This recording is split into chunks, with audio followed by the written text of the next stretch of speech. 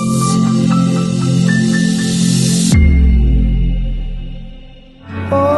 the promise and the oath you swore have been painted red over my door. Welcome to the Apocalyptic Gospel Podcast, where we explore the gospel that Jesus' earliest disciples heard and what the last several decades of historical studies have clarified about this first century Jewish message.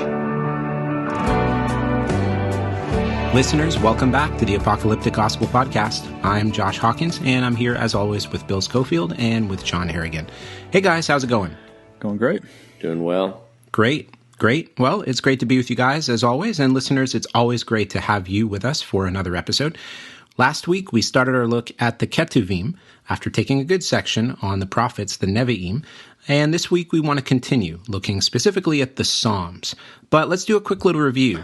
Yeah, so, we covered the former and latter prophets of the Nevi'im and the minor prophets from Joshua through 1st and 2nd Kings, the former prophets, and then the latter prophets of Isaiah, Jeremiah, and Ezekiel, and then the 12 minor prophets, and how this was projected forward. The narrative and the themes are projected forward into apocalyptic thought and literature and become the basis of the worldview of the New Testament that we read there. Yeah. Yeah, and having wrapped up the Nevi'im, last week we started on the section in the Hebrew Bible known as the Ketuvim, or the writings, from katav, which is verb for write. So the Ketuvim, the writings, we started last week. We started looking at some of the wisdom literature and the role that wisdom literature generally has played in both the academic conversation about the development of apocalyptic literature and additionally just how it represents kind of some early convictions about apocalyptic themes throughout sections like Psalms and Proverbs, as they assume scenarios that are later generally attributed to apocalyptic writers, scenarios of an end-time recompense with an afterlife and life and death and an end-time calamity coming to the people of Israel, reward and punishment, everlasting life, etc. And so we started to see the role that wisdom literature plays in kind of developing what later would become a full-on apocalyptic tradition in Second Temple Judaism. Well, and you say conclusion, though we still have plenty more episodes to talk about the Ketuvim. Right. But today we have a very, very special guest to help us intro our section here on the Ketuvim. And today's guest is David Mitchell. David Mitchell is a biblical scholar. He's a musicologist, and he has a doctorate in Hebrew Bible from Edinburgh University and a master's in biblical interpretation from London School of Theology. And some of his major publications include one work we're going to be talking about specifically today, his first major one called The Message of the Psalter, an Eschatological Programme in the Book of Psalms, and The Songs of Ascent, which he released in 2015, and his two most recent works, Messiah ben Joseph, and his most recent one, Jesus, the Incarnation of the Word. And even though David has functioned as an academic theologian in the past, his musical interest led him to choose the career path of a pastoral musician. And we're going to talk about that with David a little bit on today's show. But for the last 16 years, he's been the director of music in Holy Trinity Pro Cathedral in Brussels in Belgium. So David, welcome to the show. We're glad to have you. Hello, Josh. Hello, Bill. Hello, John. Lovely to be here. Well, as we jump in today, could you give our listeners some of your story and your journey into the world of biblical academia? And in particular, what was it that prompted your interest in the book of Psalms? Right. Well, talking about myself, you've already got my bio, so I'll try not to repeat what's there. But for most of my life, since my 20s, I've been a pastoral musician in one way or another. I was a school teacher for 8 years, but even when I was doing that, I was always playing in the local church and so on. So that always came very naturally to me. For the last 16 years, I've been director of music full-time at Holy Trinity, Brussels. That's the Anglican Cathedral of the Diocese of Europe. I'm kept pretty busy in Holy Trinity with singers and choirs and orchestras and instruments and music scores and recordings. And I have the great joy of leading big choral orchestral events. I love doing that many times a year. So we do the Bach Passions, we do Handel's Messiah, we do Mozart Haydn Masses. We did a Mozart Mass this last Sunday. We do huge Christmas carol services with 1,000 people in the big Brussels Cathedral. But we also do contemporary praise and worship, and we do everything in between. So I love music, and I love being able to lead that stuff and round them all up and point them in the same direction. That's comes very naturally to me. My story is that, well, how far back do I go? Let me go backwards. When I finished my PhD in Hebrew Bible, I had the choice of becoming an academic theologian or a pastoral musician. And I guess initially I thought of doing the academic theologian thing, but I don't know. The more I thought about it, what came naturally to me was being a pastoral musician, because the Psalms are full of the director of music. And if you want to live this, what do you do? Well, you become a director of music. So in the end, I turned down a good offer of a postdoctoral scholarship, and I chose the path of being a pastoral musician. And what swayed me was my desire to put into action what I'd learned from the Psalms about the importance of praise. And there was also the feeling that I'd rather leave the world some beautiful music than a few dry theological articles. However, these days I seem to be doing as much theology as I do music, but I hope my theology is not as dry as I feared it might have been back then. I suppose after doing 3.5 years of a PhD, I was kind of struck by the dryness of a lot of academic theology. The problem is not with academic theology. The problem is with academic theologians who've lost their first love, and with scholars who don't know how to communicate. But I try and do my best to communicate simply, and I try and glorify God in what I write. So you want to go back a bit further?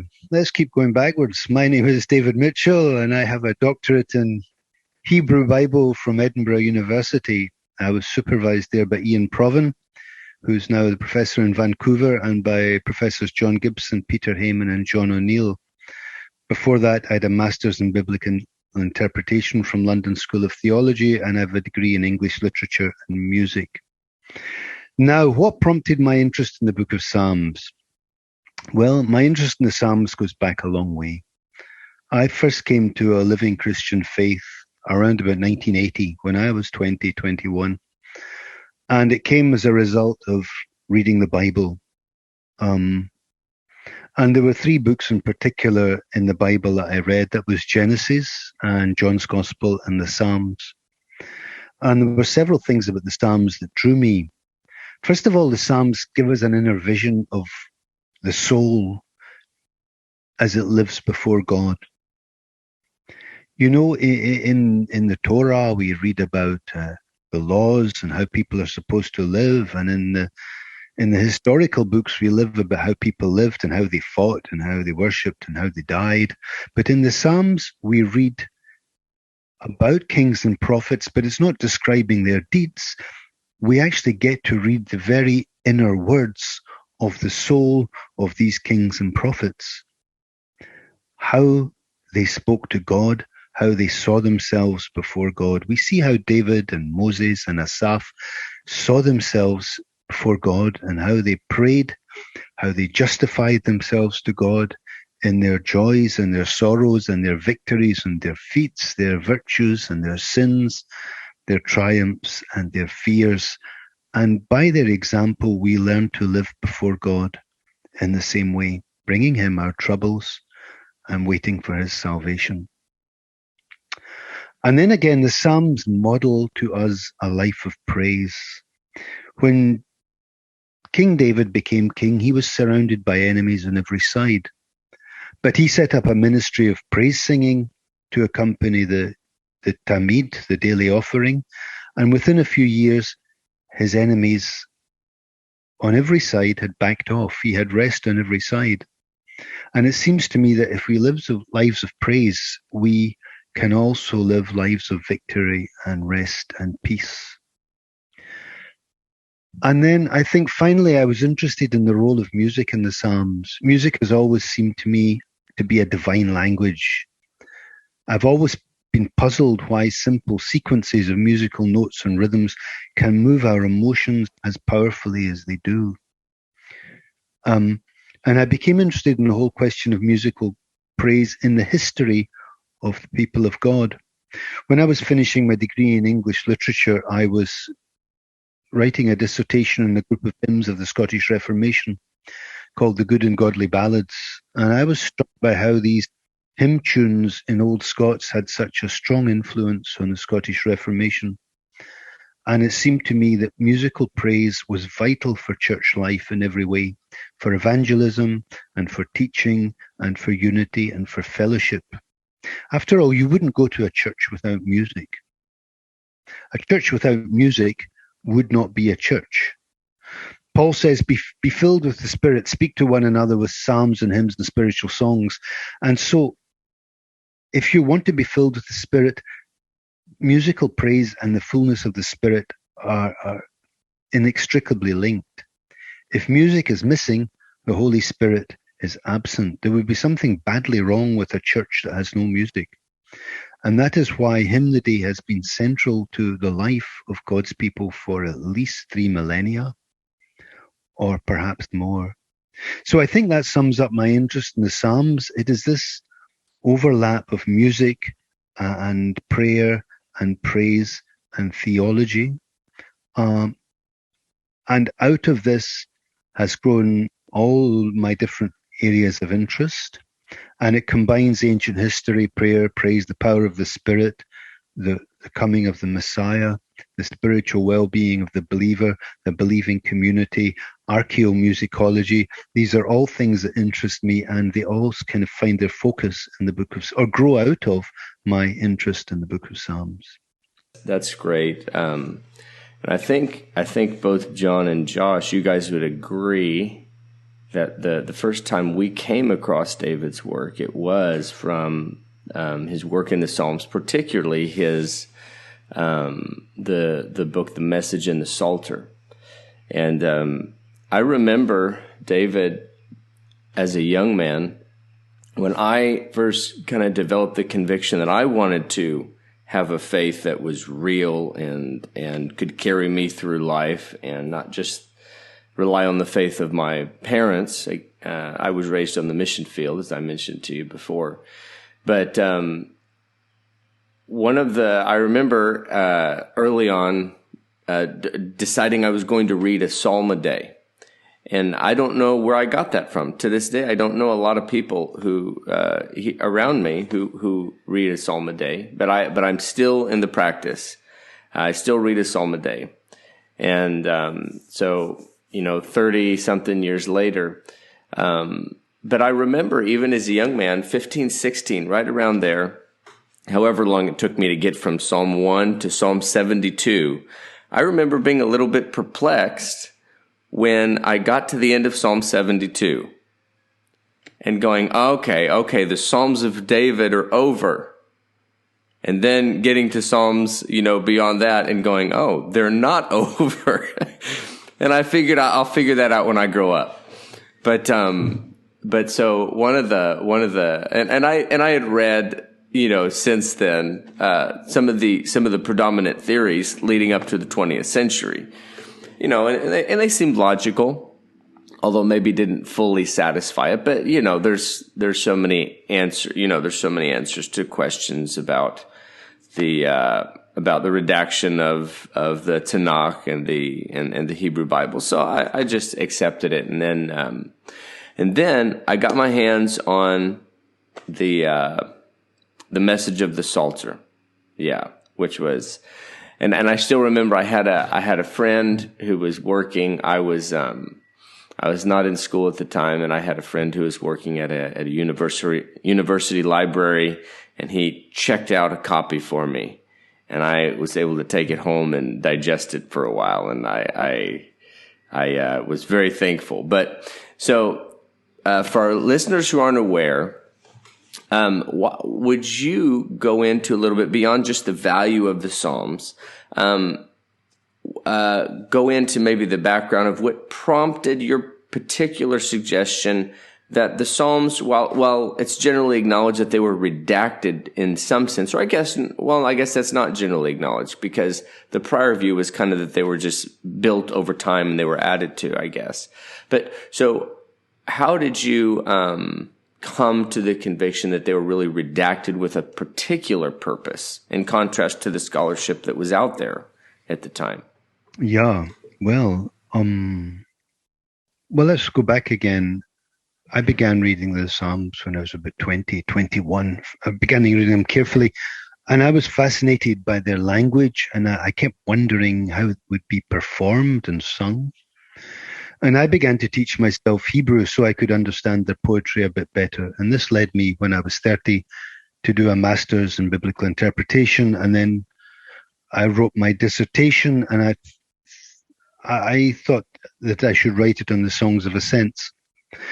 So that's the group of 15 Psalms from Psalm 120 to 134. And the more I read the Songs of Ascents, the more it became clear to me that there is a progression in these 15 Psalms.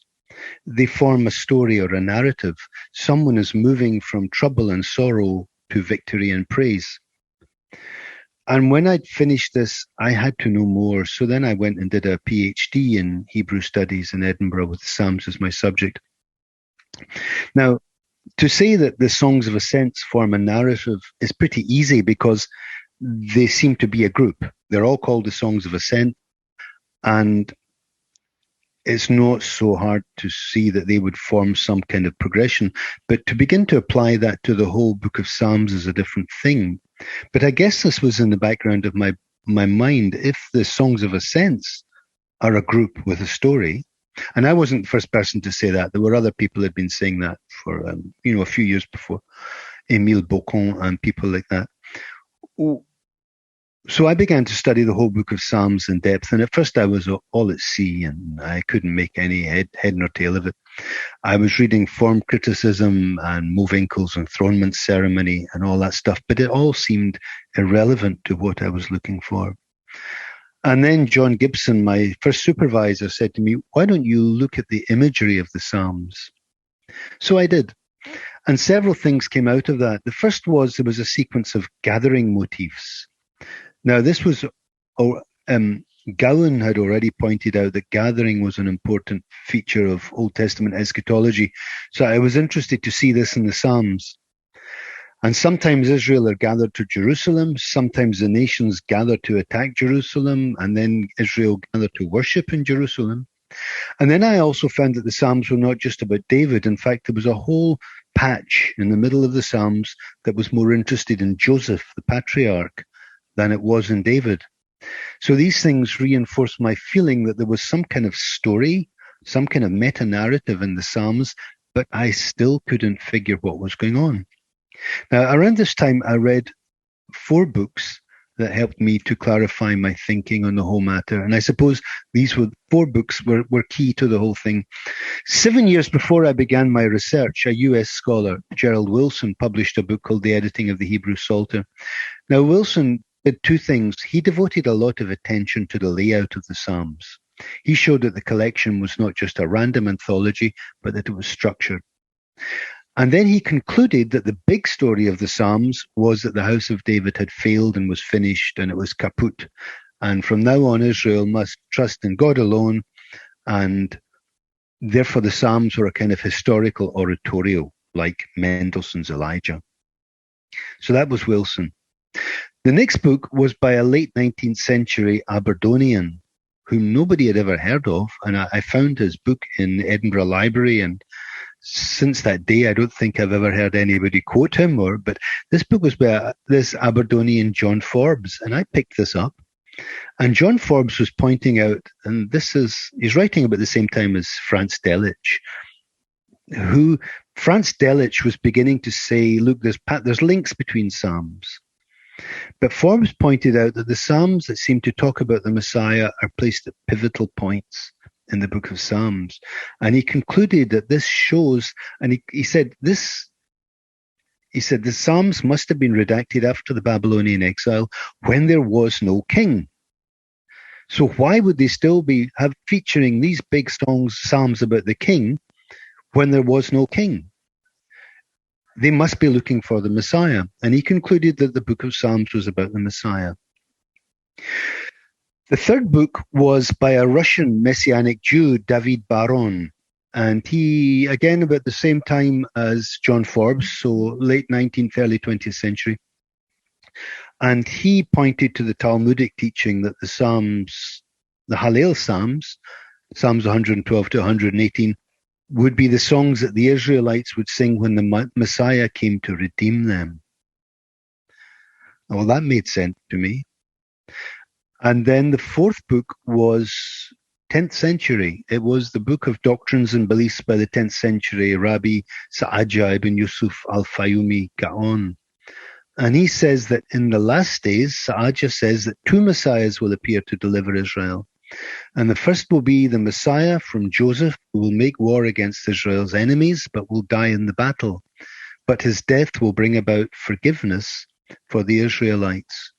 And then the second Messiah will be Messiah ben David, who will raise Messiah ben Yosef and rule the world from Zion. And Sa'adja emphasized that all these ideas, this whole eschatological program, with several Messiah figures doing different things in order, that this whole program all arose from the prophets, and particularly from Zechariah. And I looked into it, and it became clear to me that Zechariah does indeed speak of a Joseph-like Messiah. And I was using another book by this time, a book by somebody called M.C. Black, about the suffering and dying Messiah of Zechariah. Black's book is very good. But it's a very rare book. I've hardly ever seen it since. And Zechariah does indeed speak of a Joseph-like figure who dies for the salvation of Israel. And then I found out there is this big rabbinic tradition that recognizes this too, the tradition about Messiah ben Yosef. So this began to explain to me why Joseph was such an important theme in the middle of the Psalms. So I had all these ideas brewing in my mind. And you know, the mind does its own work. You sleep and you rise, and you sleep and you rise, and things begin to connect. And in the end, I saw, okay, Zechariah's eschatological timetable, the one that Sa'adja Gaon talks about, it seems to be lying behind what is going on in the book of Psalms.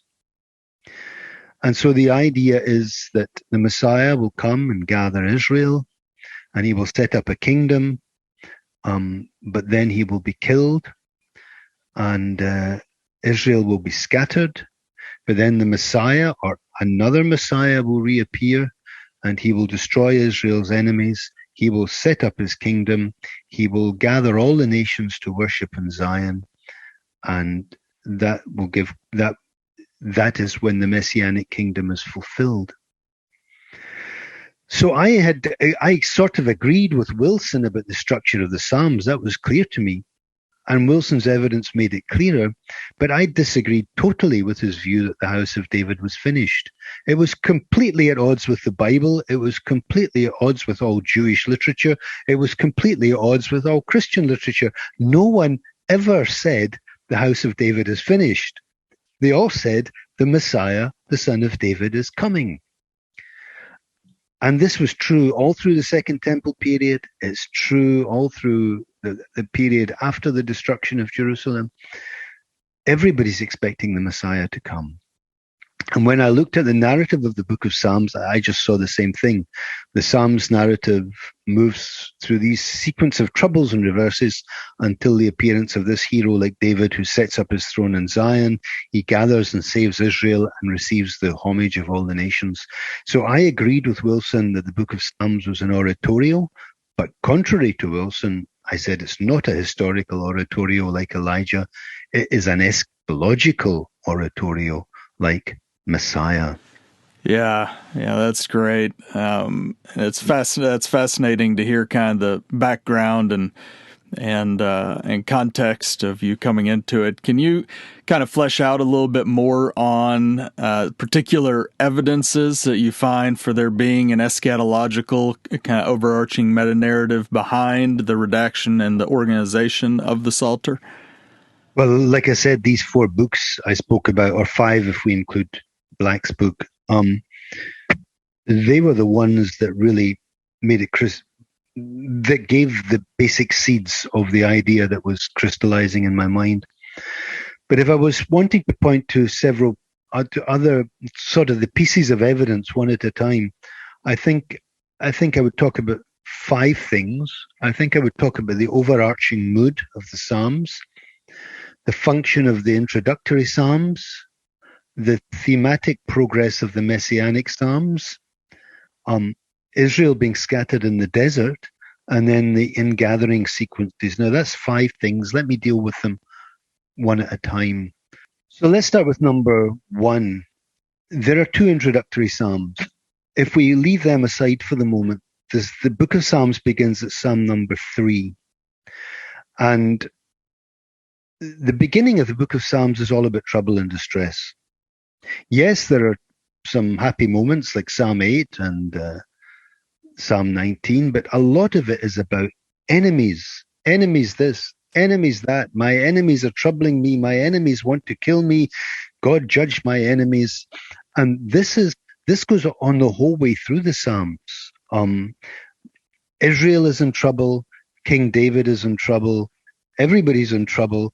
But suddenly when you get to about Psalm 100, things begin to brighten up. And there is talk of victory and salvation. And then the whole book closes with this big hallelujah chorus.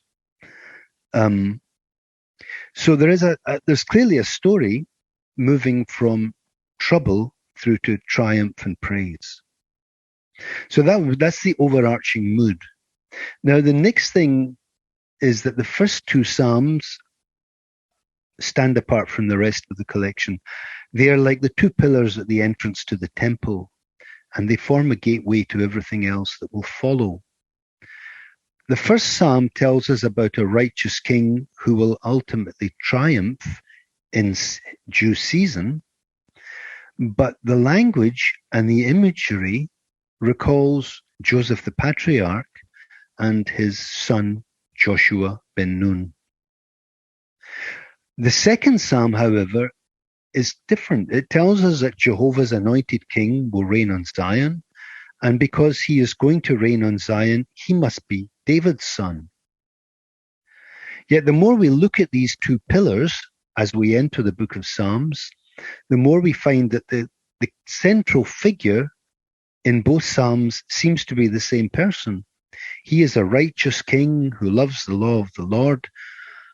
He is a messianic king, but in Psalm 1, he is a second Joshua, and in Psalm 2, he is a second David. And this is important for the narrative to come. Now, the third thing is there is the progression of the messianic Psalms within the collection. In the introduction, the 2 introductory Psalms, we learn that this righteous king will ultimately rule. And then once we get into the storyline, he appears in Psalm 45, and he comes like a bridegroom to daughter Zion. And then there's more troubles and more reverses, but in Psalm 72, we look forward to his rule over all the nations. And we're told how he will rule from sea to sea and from the river to the ends of the earth. But this is not immediate, because in Psalm 89, it seems like the Messiah dies. The words are, you have rejected your Messiah, you have pierced his crown in the dust. Where, O Lord, is your great love that you promised to David? Psalm 89, the Messiah dies, breaking all the promises, apparently breaking all the promises made to David. And the psalmist is in despair at this. This is the great crux of the Psalter. How come the Messiah, to whom all the promises have been made, can die? But then just 3 Psalms later, we have Psalm 92, and it's full of imagery and language about the Joseph Messiah and resurrection language. It seems like this suffering Messiah lives again. And then in Psalm 110, the Messiah appears as the priest king Melchizedek from the right hand of God, and he comes to conquer the earth. And then in Psalm 132, he finally takes his throne to rule the whole earth from Zion. And then after another short reversal in Psalm 140, thereabouts, he triumphs finally in Psalm 144, and then the whole collection closes with songs of praise. Now, another theme is that after the Messiah dies, Israel seemed to be scattered. So Psalm 90 is Moses' prayer over the Israelites perishing in the wilderness. Psalm 91 is a prayer of protection for people in the wilderness, and this ties exactly with what we find in Zechariah's timetable in chapter 13, strike the shepherd and the sheep will be scattered. After the Messiah dies, Israel are to be scattered. All the rabbis realized this. In the Messiah ben Yosef traditions, they said that after Messiah ben Yosef dies, Israel will be scattered. So fifth, there are the sequences of ingathering that I spoke about. In Psalm 50, Jehovah calls Israel to gather to himself. After the Messiah appears, and after the Messiah first appears in Psalm 45, Israel are gathered in Psalm 50. And then in the Psalms of Asaph, all the nations gather against Israel. And then finally, Israel gathers together with the nations to worship the Lord of hosts in Mount Zion. And I tie this right back to the Baal cycle, because we see this same sequence of ingatherings in the Baal cycle, but we also see it in the apocalyptic literature of Rabbinic Judaism. We see it in Saadia Gaon's narrative.